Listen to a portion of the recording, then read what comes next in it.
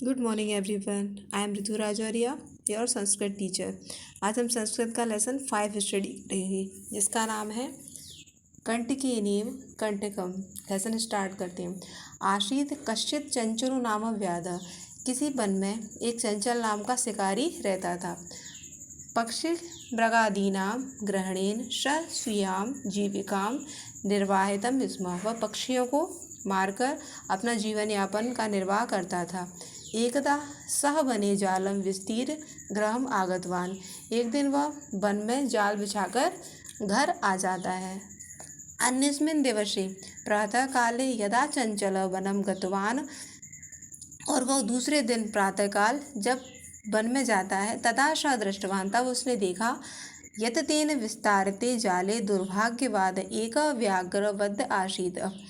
तब उसने देखा कि कोई बाघ दुर्भाग्यवश उस जाल में फंस जाता है। सो अचिंत्यत, उसने सोचा, व्याघ्र माम खादिष्यति, अब ये बाघ मुझे खाएगा। अतएव पलायनम करणीयम, अतः मुझे यहाँ से भाग जाना चाहिए। व्याघ्र न्यवेदित, बाघ निवेदन करता है, भो मानव, हे मनुष्य, कल्याणम भवतु ते, तुम्हारा कल्याण हो। यदि त्वम माम मोचिष्यसि, यदि तुम मुझे छुड़ाओगे, तरे अहम त्वाम न हनिष्यामि, तो मैं तुम्हें कोई भी नुकसान नहीं पहुंचाऊंगा।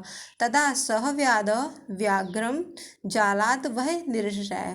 तब उस शिकारी ने उस बाघ को जाल से बाहर निकाला। व्याघ्र कलांत आशित, बाघ बहुत थक गया था। सो अवदत, वह कहता है, वो मानव, हे मनुष्य, पिपासु अहम, मैं प्यासा हूँ। नद्या जलमानीय मम पिपासाम शमयस, नदी से जल लाकर मेरी प्यास को शांत करो।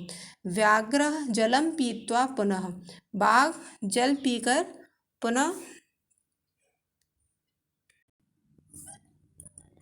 व्याधम अवतत, पुनः वह बाघ उससे कहता है, समय में पिपासा, मेरी प्यास शांत हुई। सांप्रतम वो वृक्ष को अस्मि, अब मुझे भूख लग रही है। इदानीम अहम त्वाम खादिष्यामि, अब मैं तुमको खाऊंगा। चंचला उक्तवान है, चंचल कहता है, अहम त्वक करते धर्मम आचरितवान, मैंने तुम्हारे लिए धर्म का कार्य किया। तो या मिथ्या वर्तम, और तुमने मुझसे झूठ बोला। तुम माँ माम खादे, तुम इच्छा से, अब तुम्हारी मुझे खाने की इच्छा है। व्याघ्र अवदत, बाघ कहता है, अरे मूर्ख, क्षुधार्ता है किमपि कार्यम न भवती, भूखे के लिए कोई भी कार्य निरर्थक नहीं होता। सर्व स्वार्थ समयते, सभी स्वार्थी होते हैं। चंचला नदी जलम अपरक्षत, चंचल ने नदी के जल से पूछा। नदी जलम अवदत, नदी का जल बोला, एवमेव भवती, यही सत्य है। जनाः मय स्नानम कुर्वन्ति, व्यक्ति मेरे जल में स्नान करते हैं। वस्त्राणि प्रक्षालयन्ति, वस्त्र धोते हैं। तथा च मलमूत्रादिकम विसर्जनम निर्वर्तते, और मलमूत्र का विसर्जन करते हैं। वस्तुतः सर्व स्वार्थ समयते, वस्तु सभी स्वार्थी होते हैं। चंचला वृक्षम उपगम्य अपरक्षत, चंचल वृक्ष से पूछता है। वृक्ष अवदत, वृक्ष कहते हैं, मानवा अस्माकम छायाम विरमंती, मानव मेरी छाया ग्रहण करते हैं। अस्माकम फलानि खादन्ति, मेरे फल खाते हैं। पुनः कुठारे प्रहत्य असभ्यम सर्वदा कष्टम देते हो, और कुल्हाड़ी से सदा मुझे प्रहार करके मुझे कष्ट देते हैं। यत्र कुत्रापि छेदनम करवंती, और मुझे काटते हैं। सर्व स्वार्थ समेत, अर्थात सभी स्वार्थी होते हैं। समीपे एक लोमशिखा बदरी कुलमानाम पृष्ठे नीलाना नीलिना एताम वार्ता शृणोति स्म, समीप में ही एक लोमड़ी बेरों की उसके पीछे बेरों की झाड़ियों के पीछे खड़ी होकर ये सभी बातें सुन रही थी। सा सहसा चंचल उपप्रशत्य कथयति, वह चंचल से कहती है, का वार्ता, क्या बात है। माम अपि विज्ञापन, मुझे भी बताओ। स वदत, वह बोला, अहम मात्र शश, अरे मौसी, अवसरे त्वं समागतवती, तुम सही अवसर पर आई। मया अस्य व्याघ्रस्य प्राणाः रक्षिता, मेरी इस बाघ से प्राणों की रक्षा करो। परम एषा मामेव खादितुम् इच्छति, ये मुझे, इसकी मुझे खाने की इच्छा है। तदंतरम स लोमशिखायै निखलाम कथा न्यवेदयत, और उसने लोमड़ी को सारी जो कथा जो हो चुकी थी घटना वह बताई। लोमशिखा चंचलम अकथयत, लोमड़ी चंचल से कहती है, बाड़म त्वं जालम प्रसारयत, तुम पुनः यह जाल फैलाओ। पुनः स व्याघ्रम, पुनः यह बाघ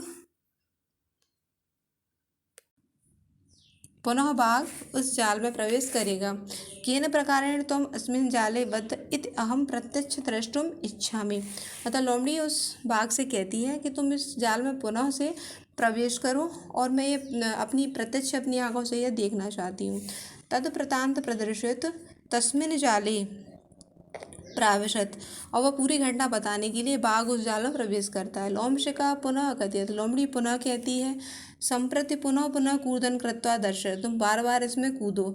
स तथैव समाचरत, अनारतम कूर्देन सह शांतम अभवत, बार बार कूदने से वह शांत हो जाता है। जाले बद्ध स व्याघ्र कलांतः सन्निसहायो भूत्वा तत्र अपतत प्राण भिक्षामि च अचायत, बार बार उसमें कूदकर वह थक जाता है और अपनी प्राणों की भिक्षा मांगने लगता है। लोमशिका व्याघ्रम अवदत, लोमड़ी उस बाघ से कहती है, सत्यम त्वया, तुमने सत्य कहा, भाणितम सर्व स्वार्थ समीरते, सभी स्वार्थी होते हैं। अतः इस लेसन का अर्थ कंप्लीट होता है।